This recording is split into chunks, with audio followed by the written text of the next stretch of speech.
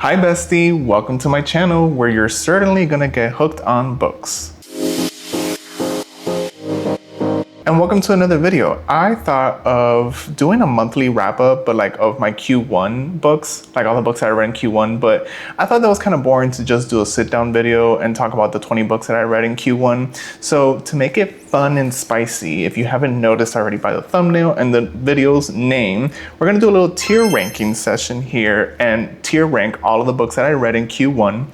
In case you don't know, which I'm pretty sure you obviously do, but Q1 means January, February, March of 2026. I read 20 books total, which, pat on the back for me. I can't believe I did it. But let's go ahead and start tier ranking these books. So as we see here, the 5 ranks here are number 1, Gooped and Gagged. Like, that book had me gooped and gagged, bamboozled. The second category is Wig. Then we got Tea for the third category, Choices for the fourth category, and Snake Rattle for the final tier rank, basically saying the shade, baby. If you've watched RuPaul's Drag Race, you should know the reference not only to Choices, but also to the Snake Rattle because it's this sound. If you know, you know. The first one we have is Scythe by Neil Shusterman. This one I rated a 4.5 star. I honestly really did enjoy this book. It was supposed to be classified as a sci-fi, but I took it more as like a dystopian story. The book had really lovable characters. It left us in a cliffhanger, but at the same time, it was kind of like, you could kind of put 2 and 2 together. Like if you wanted to just leave it as a book 1, he could have, but I definitely am running to read book 2, which is Thunderhead, because I need to know how the story is gonna progress, because I feel like there is still some loose ends that didn't get fully tied up in book 1. But seriously, it was so enjoyable. The actual world that was created is insane to me, something I have not read before. And I like that this was more of a sci-fi that I could really get into versus other sci-fis that are so like science heavy. Like, I'm a science nerd through and through, but when I'm reading a sciencey book with so many scientific terms, it kind of throws me off because I'm like, damn, am I in school or something right now? I definitely want to categorize it as Wig, because honestly, it was really good. It didn't have me gooped and gagged like amazing, but definitely Wig. Okay, the next one is Daggermouth by H.M. Wolf. Obviously, this book has taken the internet by storm. This book is worth the hype. I know that there's some books that they get super overhyped, but this one I can attest to it being worth the hype 100%. We're basically in this whole universe where there's a regime and there's a resistance. Obviously, the resistance is trying to go against the regime, and then there's people within the regime that are working undercover with the resistance to kind of take down the regime fully. And this is classified as a true enemies to lovers. And I can say that this is enemies to lovers because they really did start out like hating each other. They had no idea like who they were. They had no knowledge as to what side they're working on and things like that, I do feel like the romance did get a little rushed for it to be a true enemies to lovers. I feel like we started getting that tension between them like before the 50% mark. And look, I am the type of enemies to lovers that I want the tension to last all book long, and then for them not even peck into like maybe the last chapter, if anything. We did get spice between them a little early on, but honestly, it's just a little flaw to me. It's nothing crazy. The ending had my jaw on the floor. I am tier ranking this as Gooped and Gagged, sis. Like, this is a good one. The next one we have is None of This Is True by Lisa Jewell. This was actually super enjoyable. It was my first Lisa Jewell, and if you know me, I honestly am a thriller girly through and through. What I really liked about this one is the podcast element. So I definitely recommend for you to listen to it in audio because you actually get the podcast element. It sounds like you're listening to a podcast with the sound effects and all that. So I thought that was really, really cool. I love that mixed media type of writing style. It's a lot more enjoyable and more intriguing, and it really brings you into the story versus just an actual story being told. I like that interactiveness that this mixed media had within this book. Apparently it came out with like a bonus chapter, so if you haven't read this book in a long time, just know that there is a bonus chapter that was added, and the bonus chapter seriously blew my freaking mind, and I could not believe that was happening at all. But for this reason, I'm gonna go ahead and tier rank it as, I don't know, I'm stuck between Gooped and Gagged because that last chapter really did have me gooped and gagged, but I feel more Wig. I think I'm feeling more Wig. Yeah, let's go with Wig. Oh my God, Wig. Okay, the next one's Hazelthorn by C.G. Drews. I definitely really like C.G. Drews' horror writing because of the botanical / body horror. I think the only mark that it missed for me was that it didn't feel as gut punching and like rewarding at the end of it all. It left me wanting a little more. I love horror books that don't have a happy ending sometimes, honestly. I rated that one a 4-star, and I feel like I want to put it under T, because honestly there was T, because there was a lot of like thriller mystery aspects within it, because it was kind of like a whodunit situation too in there. So honestly, T. Okay, the next one I have on my list is The Half-Hearted Queen, but I want to start with The Shattered King, because this is a duology that recently came out by Charlie and Holmberg. With The Shattered King, that was a 5-star read for me. Like, I was obsessed. I thought that I had found my new favorite romantasy duology that's gonna come out. Like, I was ready to rant and rave about this series for the rest of my days. But book 2 did not meet my expectations at all. Obviously, this is a romantasy, so you know that they're gonna fall in love. They're allegedly enemies to lovers, but I don't want to like classify it too much as enemies to lover, because the romance did develop pretty quickly too. But the romance was a lot better than other Charlie and Holmbergs that I've read, like other romantasies that they have written. This romance was actually like kind of well fleshed out in my opinion. So The Shattered King, definitely gooped and gagged, amazing. I was obsessed. And with the way that the cliffhanger left us at the end was crazy, okay? But then we go into The Half-Hearted Queen. And that little cliffhanger that we were left off in The Shattered King got resolved like this right away. Like in the first 25%. And then the whole book, like the gears shifted completely to something else. And I could understand why it shifted to that direction. I guess that was like the more important major plot line.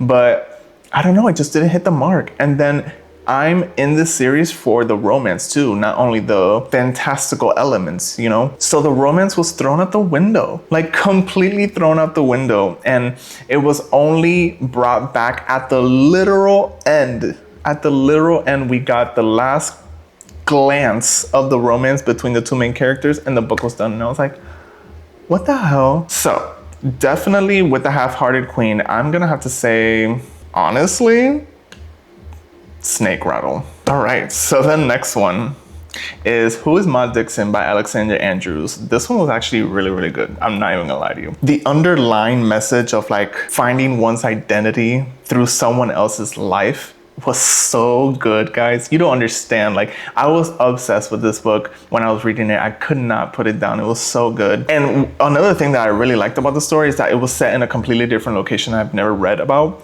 which was Morocco. I have to say that this book, I will classify under T. Yeah, let's classify it under T. My next one here is Alchemized. Alchemized by Senlin Yu. Oh, honey. Look, I know that this is a big book. Like, wow. Like, this took the internet by the storm heavily. Like, I think worse than Daggermouth. Like, and I understand why, because, you know, it was originally a fanfic. I think I knew what I was signing up for, but I did not know how dark it really got.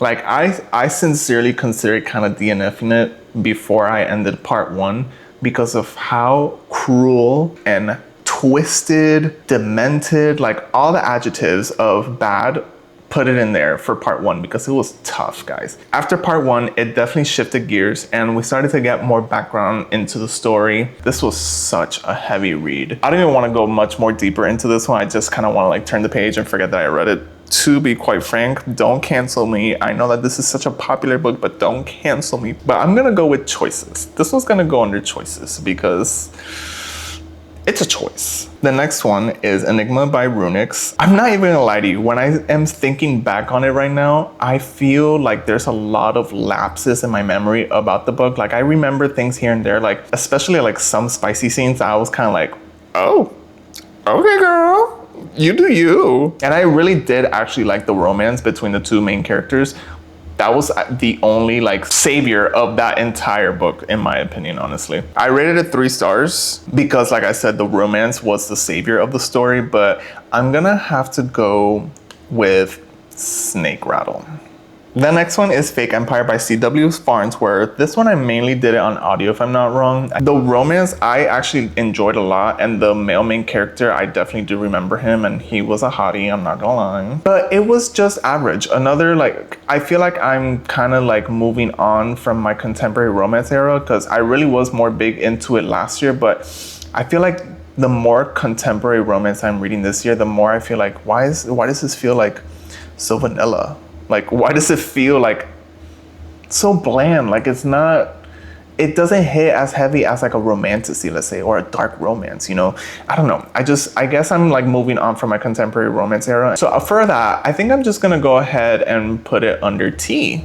Because, you know, it was good, but not like gobsmacked. This next one is, guys, I swear this one I can't. Like, I don't even know how to start. Like, I don't even want to talk about it. The next one is Nights in Rodanthe by Nicholas Sparks. I don't even know if I said that right. But the only reason I read this one was because I was able to get it on audio. That's it. If I did not get it on audio, I was definitely gonna unhaul it and not even bother myself reading it. But at least the audiobook was a little fun in a sense, because there was like these certain like piano notes that were being played transitioning between the chapters, which was kind of cute. I liked that. But the story itself, I'm so sorry, this is gonna be so savage, but it sucked. It straight up just sucked, because the actual relationship was so rushed so fast. Like, I literally could not put two and two together. I was like, so they met on Friday and they're telling each other that they're in love with each other on Saturday. I just cannot do this insta love stuff. I really cannot. It aggravates me to a point of no return. So I just didn't care. Like, I really did not give a shit. Like, I'm so sorry. Like, I don't even remember their names. I know that I think it's based in North Carolina or South Carolina. I don't know what Carolina it is. But yeah, girl, this was not the one. I did not like it. I rated it, I'm pretty sure it was 2 stars. But this one's gonna go in Snake Rattle. Okay, the next one is Two Twisted Crowns by Rachel Gillig. I'm glad that we're flipping to a good one, because, guys, this one was so good. Book 1 follows Elspeth and Raven. That's like the main couple of that story. But in book 2, we're following a different couple. And I don't want to say, because this is like a real spoiler and it's a book 2 spoiler, so I don't want to put that at all in this video. But that romance was the reason that this book was my favorite one, like, ever. Like, I am still thinking about it right now, and I cannot get over how obsessed I am with the romance of this book. Like, I'm a little sad that we didn't get as much Raven and Elspeth in book 2, because you really don't. To be quite frank with you, we don't get that relationship at all. Like, so that's what made me a little sad, because, you know, I had grown a connection with them in book 1. So I was hoping that, you know, the conflict that we were experiencing in book 1 would get resolved and we would get like the love story or like whatever the case is. But honestly, I'm not upset that we got a different romance storyline in this one, because it was so worth it. It was amazing. The tension, the banter, the moments that they had together. Oh my gosh, I'm fangirling so hard. Look, this one was amazing. And if you can't tell where it's going, I think you are losing brain cells or something, because obviously it's going to Gooped and Gagged, honey. The next one is Alice Feeney, which is Rock, Paper, Scissors. Alice Feeney just knows how to really fuck with your mind, make you think all these types of different things that could occur for it to be a completely different thing that it's not going to be, completely unrelated, that you did not think about because it was mentioned so tinily, like it was thrown as little Easter eggs here and there, and you don't notice it at all. And I love that so much about Alice Feeney's writing, honestly. Like, I feel like I've said this plenty of times already in my videos, but Alice Feeney is rapidly becoming my #1 favorite thriller author, like hands down. The actual characters were all so unlikable, but that was one of the main things I like the most about the book, because of how unlikable and unreliable all of these characters were. Amazing, like so good. So honestly, I'm feeling like this one's gonna go in Wig. So the next one's The Dead Take the A Train by Cassandra Khaw and Richard Cadre.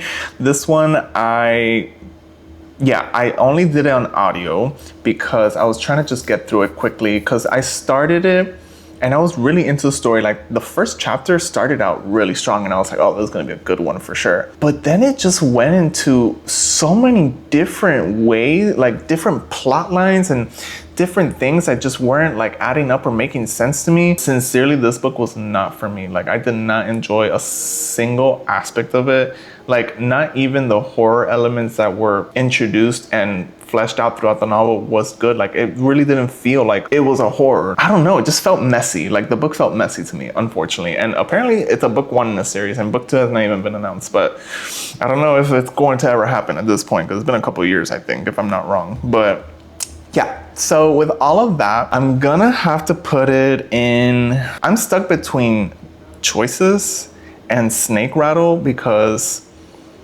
snake rattle is to give it shade, but I feel like this book was a choice. Like, it really was a choice. So the next one's I can never say this word, guys. Oh my goodness. Remarkably Bright Creatures by Shelby Van Pelt. I loved this book so much. And Marcellus, which is the octopus of the book, is literally one of my favorite POVs I've read in any book ever. Tova was also another character that I grew such a strong connection to. It was such a good story. Shelby Van Pelt really conjured up a novel that is indescribable and makes you feel feelings that you've never felt before, honestly. Like, I have so much love for this book. This is gonna be a book that I'm always gonna be thinking about. I'm gonna have to go and put it under Wig. Oh girl, this next one. Direbound by Sable Sorensen.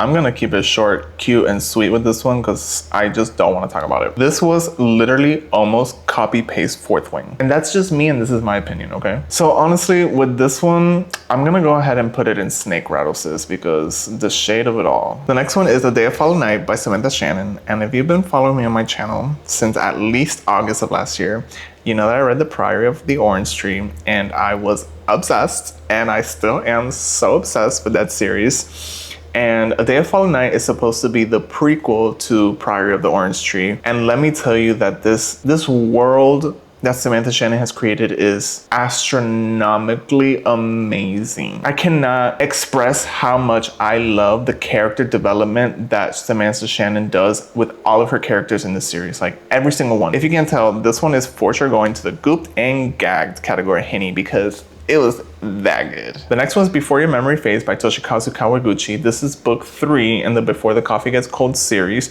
It's kind of just Japanese literature of mainly 3 or 4 short stories, if I'm not wrong, all surrounded around this little cafe that's located in Tokyo that you could go and sit in a specific seat and order coffee, and you could travel back in time to meet with someone else that has been to that cafe as well, you know, to have a conversation with them, you know, clear some doubts, whatever the case is. But the biggest caveat is that you have to return before the coffee gets cold. With Before Your Memory Fades, I feel like the first story was good, but it got a little repetitive. Like, the stories seemed a little too similar to me for some reason. But all in all, still, like, the messages that were embedded within each of those stories within this book was still really, really good.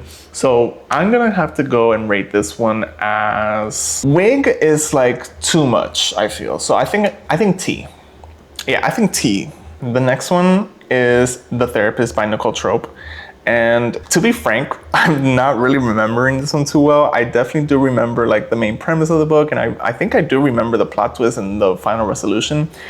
But there was just something lacking there. Like, I know it's literally taglined as the most gripping psychological thriller ever, but I definitely have read much more intense psychological thrillers. I don't want to overthink anymore. I'm just gonna go with choices, because honestly, it was a choice, but it was not a bad choice either. Like, I just didn't feel super connected, and I really did not care about the characters that much, honestly. The last one is I Hope This Finds You Well by Natalie Sue. This one was like a workplace contemporary fiction with a little bit of a side plot line of romance. Definitely the book took a turn that I was not expecting. Like I said, the side plot line of romance was not something I was expecting, but it was cute. I did like that, and it was enjoyable. I feel like it was a nice added flavor to the story. And it had very, very good commentary on like family dynamics, especially when it's different cultures. But yeah, I definitely did enjoy this one a lot. It was a really fun read. This was the first book that I read in 2026, and it was a really good one.